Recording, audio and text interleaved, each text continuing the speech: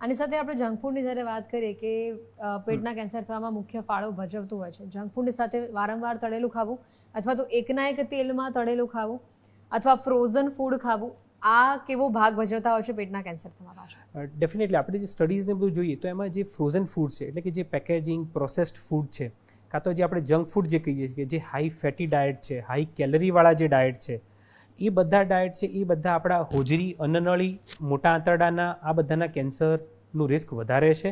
સાથે સાથે આપણે એ બધું બહારનું જંક ફૂડ, ઓઇલી ફૂડ્સ ખાઈએ એટલે એના કારણે ઓબેસિટી થાય. એટલે ઓબેસિટી જે આપણે મોટાપા થાય અને ઓબેસિટીના લીધે આપણને ધીરે ધીરે લીવર પર ઇફેક્ટ થાય અને લીવર સિરોસિસ થાય અને એના કારણે લીવરનું પણ કેન્સરનું રિસ્ક વધતું હોય છે. અને ઓબેસિટી પોતે પણ આપણા બોડીમાં મોટા આંતરડાના કેન્સરનું રિસ્ક પણ વધારે છે.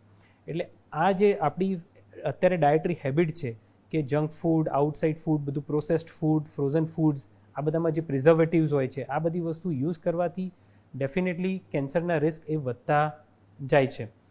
અને આજકાલ એક ડાયટરી હેબિટ આપણે જોઈએ કે યંગર જનરેશનમાં જે ફાઇબર ડાયટ છે કે ફ્રૂટ્સ એન્ડ વેજીટેબલ્સ, એ બધું ખાવાનું ધીરે ધીરે પ્રમાણ ઓછું જતું જાય છે અને એ પણ આપણને મોટા આંતરડાના જે કેન્સર્સ છે એનું રિસ્ક વધારે છે. બિલકુલ.